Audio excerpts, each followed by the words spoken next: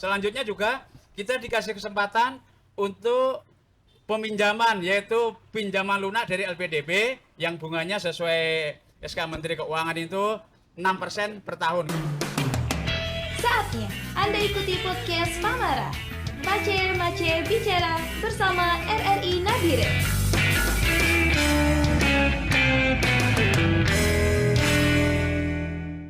Langsung dari Koperasi Kelurahan Merah Putih KKMP Bumi Wonorejo, Distrik Nabire, dan juga berjumpa pemirsa bersama saya dalam acara Pamara Mace Bicara Podcast RRI Nabire, tentunya bersama saya Valen Nelwan.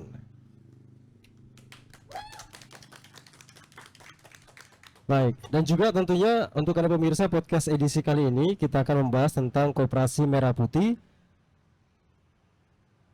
Koperasi bangkit dengan warga sejahtera. Dan juga seperti yang Anda lihat saat ini, di sebelah kanan saya ada dua narasumber yang nantinya akan menemani perbincangan kita di sore hari ini, tentunya dalam Pamara Mace Bicara. Yang pertama saya ingin menyapa terlebih dahulu untuk Kepala Seksi UKM Dinas Koperindak Provinsi Papua Tengah, Bapak RB Setiabudi SH atau sapaan Pak Budi. Selamat sore Pak Budi. Selamat sore Sobat Pamara. Ya, apa kabarnya Pak Budi untuk hari ini? Baik, alhamdulillah. Baik. Ya, dan juga narasumber yang kedua yang akan menemani kita yaitu ada Ketua Koperasi Kelurahan Merah Putih KKMP, ada Bapak Supadi. Selamat sore Bapak Supadi. Selamat sore para pemirsa. Kami selaku Ketua KKMP Bumi Wonorejo selamat mengikuti kegiatan pada saat ini. Baik. Terima kasih untuk Pak Supadi. Untuk Pak Supadi, diangkat dulu mikrofonnya, boleh. Kabarnya untuk hari ini seperti apa Pak Supadi? Seperti kita lihat bersama bahwa kita saat ini dalam keadaan sehat. Mudah-mudahan kegiatan pada kesempatan ini kita semua dilindungi oleh Tuhan. Amin. Dan semua dalam keadaan sehat walafiat. Baik. Ya, seperti yang Anda lihat pemirsa, tentunya saat ini kita berada di depan Koperasi Merah Putih KKMP Bumi Wonorejo Distrik Nabire. Seperti Anda lihat juga saat ini kita berada tepat di depan atau di halaman ya. Dan juga di sore hari ini saya ke pertama untuk Pak Supadi yang selaku Ketua KKMP. Saya ingin bertanya, mungkin bisa menceritakan sedikit Pak Supadi terkait dengan KKMP Bumi Wonorejo ini, dan juga cerita dari bagaimana mulai berkembang, awal berdiri hingga menjadi Koperasi Merah Putih saat ini.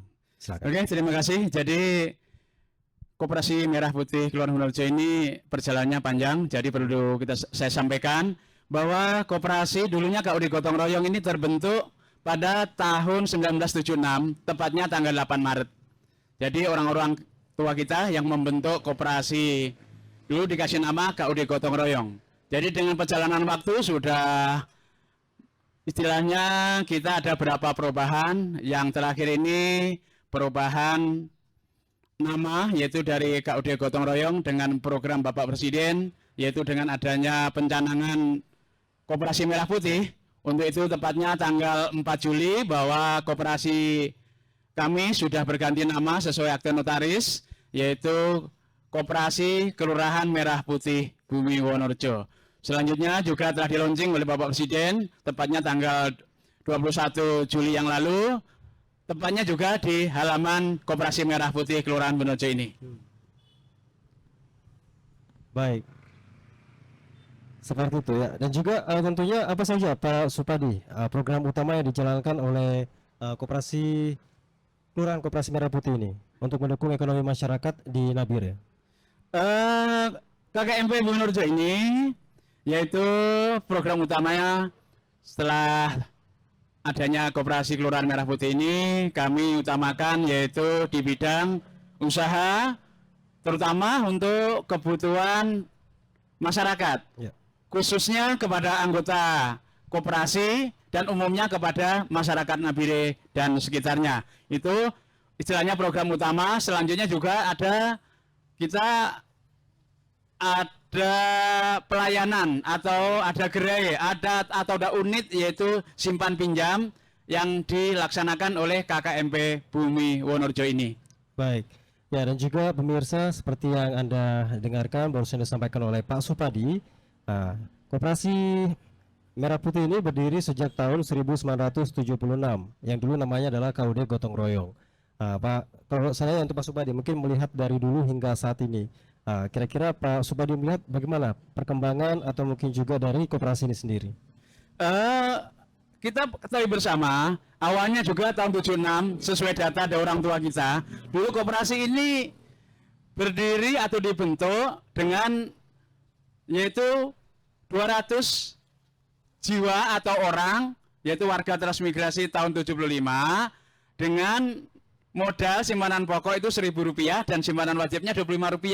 Bersyukur sampai saat ini sudah berkembang. Kebetulan pada tahun 96 juga ada perubahan anggaran dasar yang mana simpanan pokok kita naikkan menjadi Rp50.000 dan simpanan wajib Rp2.000 per bulan sampai saat ini. Baik, terima kasih untuk Pak Supadi. Yang berikut saya ke Pak Budi selaku Kepala Seksi UKM Dinas Koperindak Provinsi Papua Tengah. Mungkin Pak Budi bisa menjelaskan kepada pemirsa Pamara Pasca Bicara terkait dengan peran dinas dari Koperindak Pak Budi dalam mendukung koperasi di Provinsi Papua Tengah ini seperti apa? Baik, sahabat Pamara yang saya cintai, untuk peran dari Dinas Koperindak untuk pembinaan dan pengawasan untuk koperasi-koperasi yang ada di Papua Tengah, khususnya di Nabire, ini minimal pembinaan, ada pelatihan, ada kemudian membantu fasilitasi dalam proses baik itu badan hukum maupun proses dalam penyusunan laporan rapat anggota tahunan. Juga kita adakan di tahun-tahun yang lalu itu peningkatan kapasitas SDM koperasi. Seperti kita ketahui bersama, koperasi di zaman yang lalu itu ada KUD, koperasi unit desa, ada koperasi pegawai negeri, ada koperasi pasar, ada koperasi nelayan. Akhir-akhir ini memang tidak mendapat jamahan dari pemerintah alias mati suri, sehingga adanya program dari Pak Presiden Prabowo untuk mencanangkan 80.000 untuk seluruh Indonesia koperasi desa atau kelurahan merah putih yang ada di seluruh Indonesia. Dan kebetulan di Papua Tengah pada waktu lonceng dulu sudah terbentuk koperasi desa kelurahan merah putih itu 856, itu yang ada di proses ini. Selanjutnya nanti setelah proses badan hukum selesai, nanti kita akan melanjutkan ke proses pembentukan atau usahanya dan modal serta evaluasi dan monitoring. Begitu Mas. Baik, terima kasih Pak Budi. Mungkin tadi Pak Budi sempat menyinggung terkait dengan pembinaan atau pelatihan. Ini pembinaan dan pelatihan seperti apa yang diberikan dan juga untuk frekuensi pembinaannya apakah setahun berapa kali atau seperti apa Pak Budi? Itu biasanya setahun ada satu kali, tapi untuk tahun-tahun ini atau tahun-tahun yang lalu biasanya pakai kalau di pemerintahan ada dana otonomi khusus, sehingga itu hanya diperuntukkan untuk koperasi-koperasi orang asli Papua. Sedangkan kalau untuk koperasi-koperasi non OAP itu pakai dana dari APBN. Tapi 2 tahun ini kita nggak ada pelatihan untuk koperasi non OAP. Jadi ada pelatihan manajemennya, pelatihan pembukuan sederhananya, kemudian juga pelatihan bagaimana menyusun laporan pertanggungjawaban pengurus atau pengawas laporan rapat anggota tahunan. Begitu Mas. Baik. Yang berikut Pak Budi mungkin bisa diceritakan bagaimana Koperasi Merah Putih telah berperan tentunya dalam mendorong ekonomi warga di Papua Tengah, khususnya di daerah-daerah yang lebih terpencil. Baik, untuk koperasi-koperasi desa Merah Putih yang ada di Papua Tengah, khususnya di Nabire yang kita dapat menjangkaunya, itu sampai saat ini Jadi prosesnya itu ada pertama pendataan, kemudian musyawarah desa khusus, musdesus, kemudian proses pembuatan badan hukum koperasinya, selanjutnya proses untuk pembiayaan dan modal usahanya. Nah, sampai saat ini kita baru tahap di proses badan hukum atau akte notaris dari seluruh koperasi yang ada di Papua Tengah ini. Kebetulan ada pembentukan itu melalui 3 cara. Ya. Ada yang koperasi baru, jadi memang dari nol. Ada koperasi yang revitalisasi, yang pengurusnya tidak jalan, mati macet. Kemudian yang pengembangan, itu yang koperasi sudah jalan, dikembangkan menjadi koperasi Desa Merah Putih. Jadi itu yang semacam di koperasi Kelurahan Merah Putih Wonorejo ini merupakan pengembangan, karena ini sudah berdiri tadi Pak Ketua sampaikan sudah sejak tahun 76. Jadi itu merupakan koperasi pengembangan. Juga KUD Tunggal Jaya, koperasi Desa Bumi Raya itu juga pengembangan. Kemudian koperasi Rukun Makmur, KUD Rukun Makmur di koperasi Desa Wadio itu juga pengembangan. Begitu Mas. Baik. Yang berikut saya ke Pak Supadi, selaku Ketua KKMP Wonorejo Nabire. Pak Supadi, saya ingin bertanya mungkin bagaimana cara masyarakat ikut berperan dalam mendukung KKMP di BMW atau Bumi Wonorejo ini? Terima kasih.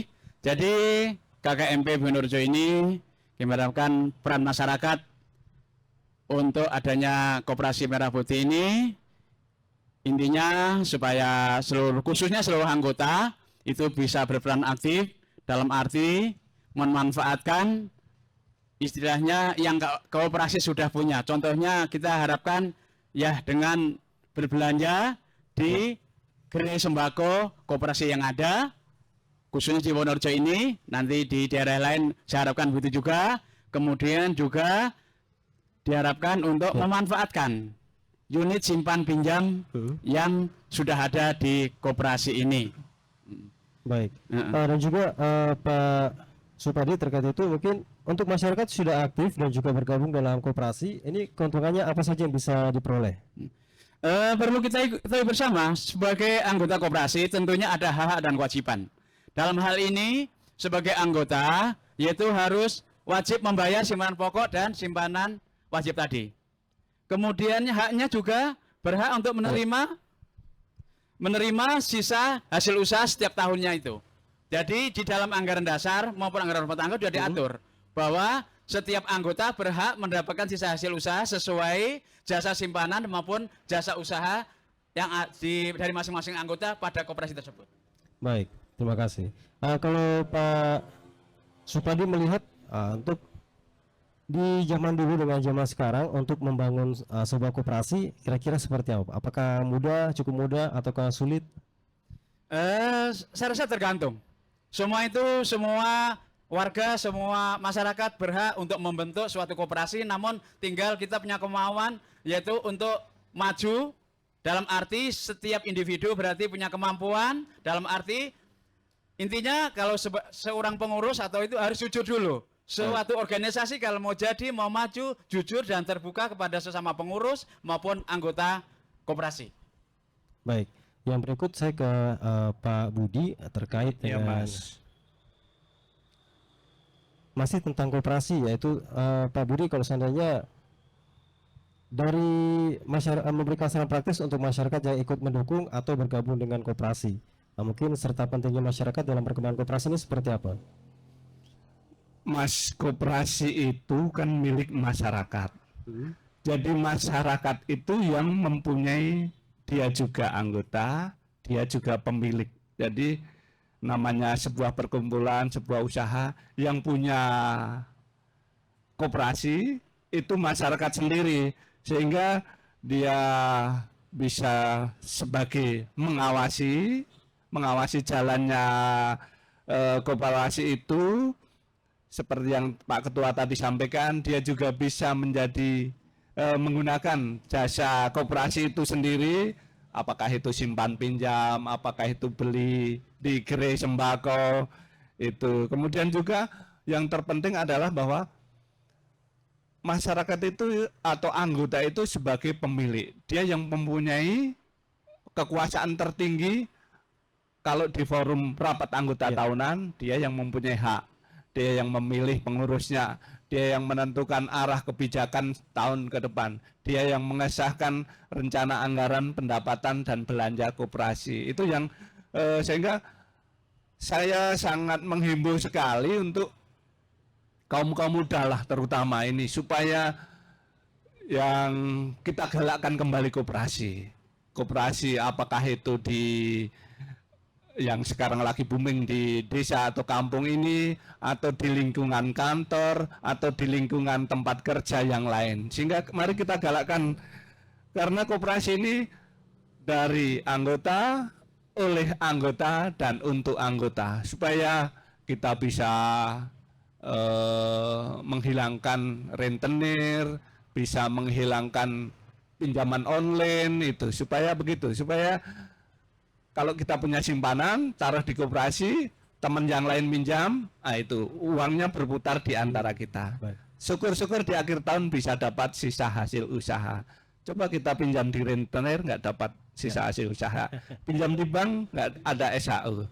Pinjamlah di koperasi. Begitu, Mas. Baik, terima kasih untuk Pak Budi. Masih Pak Budi, ini kalau untuk misalnya ada satu kelurahan yang ingin membangun sebuah koperasi. Nah, ini kira-kira apa saja Pak yang dibutuhkan untuk membangun sebuah koperasi ini? Iya, karena ini koperasi Desa Merah Putih itu sudah menjadi program nasional, jadi diharapkan semua desa, kampung, kelurahan ada koperasi merah putihnya. Itu sudah menjadi program nasional, sehingga harus ada musyawarah pendirian koperasi, memilih pengurusnya, kemudian menentukan jenis usahanya, apakah simpan pinjam, apakah sembako, apakah sewa menyewa, apakah apotek desa, atau apakah itu jualan pertanian, pupuk, logistik itu. Sehingga musyawarah, tentukan dulu pengurusnya, pengawasnya. Pengawas secara eksplisit adalah kepala kampung, itu otomatis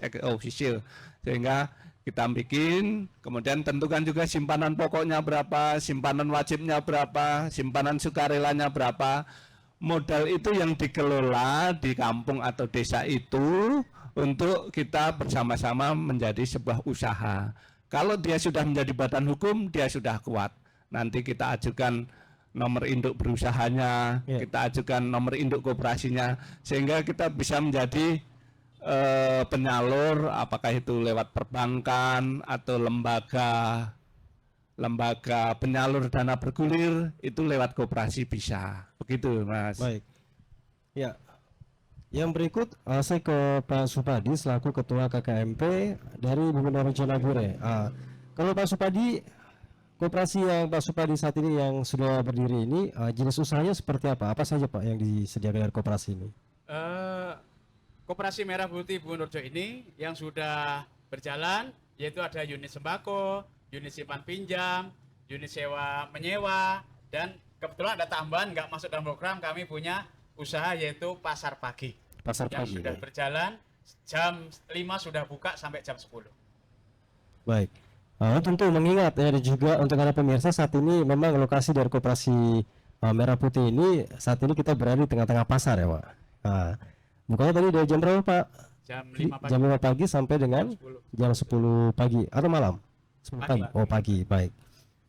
Masih di Pak Supadi, saya bertanya tentang peluang apa saja Pak yang dimanfaatkan KKMP Buwonorejo ini untuk mungkin berkembang lebih besar lagi mengenai peluang yang ada, seperti mungkin potensi pasar digital, mungkin kemitraan dengan pemerintah atau juga sektor swasta. Apa saja Pak? Terima kasih. Jadi peluang yang bisa dimanfaatkan dengan adanya Koperasi Merah Putih ini, dari kami pengurus sudah istilahnya kerjasama dengan BUMN yang ada di daerah ini, kiranya bisa kerjasama dengan pengadaan mungkin ya sembako dan sebagainya, kita kerjasama. Selanjutnya juga kita dikasih kesempatan untuk peminjaman, yaitu pinjaman lunak dari LPDB yang bunganya sesuai SK Menteri Keuangan itu 6% per tahun. Kita bisa dikasih istilahnya pinjaman 1 sampai 3 M itu. Baik. Ya, dan juga yang berikut masih Pak Supadi, mungkin bisa menjelaskan Pak secara singkat mungkin tantangan yang dihadapi sampai saat ini dari Koperasi Merah Putih KKMP Bonorejo sendiri seperti apa? Yang jelas tantangan itu pasti ada. Ya. Semua kegiatan organisasi pasti ada. Khususnya di KKMP Bonorejo ini yang kami alami sudah ya, namun tidak menjadi tantangan karena itu menjadi pengalaman sebagai pengurus Ya. bahwa tantangan koperasi yang kita hadapi yaitu kurang kesadarannya anggota, mungkin dengan simpanan pinjam tidak tepat waktu untuk mengembalikan untuk mengangsur. Kemudian ada yang simpan yang simpan juga begitu. Kemudian yang belanja khususnya di gerai sembako mungkin hutang dulu namun juga kurang tepat waktu untuk membayar di gerai sembako. Cukup. Mungkin begitu. Kalau di sini itu harganya gimana dengan pasaran? Apakah mungkin lebih murah atau sama saja? Nah, saya kira harga menyesuaikan dengan kita dan sampai bersaing nanti kita juga ini menyesuaikan dengan kios-kios lain atau toko lain. Kita menyesuaikan. Jadi sama gitu ya? Ya sama dan yang kita dapat subsidi tidak melampaui head yang ditentukan oleh pemerintah. Kalau misalkan ada dari masyarakat yang juga anggota koperasi, misalkan menitipkan jualan atau dagangannya di sini tuh biasa bisa atau gimana? Bisa juga, bukan hanya dagangan, mungkin titip uang pun bisa. Baik. Nah, itu. Simpanan sukarela. Titip uang pun bisa. Sewaktu itu bisa diambil. Iya. Baik, yang berikut saya ke Pak Budi. Mungkin dari pemerintah Provinsi Papua Tengah, untuk Pak Budi mungkin apa sih tantangan yang dihadapi Pak saya dari koperasi secara keseluruhan di Papua Tengah, terlebih khusus untuk menjangkau masyarakat hingga wilayah pegunungan dan juga perairan.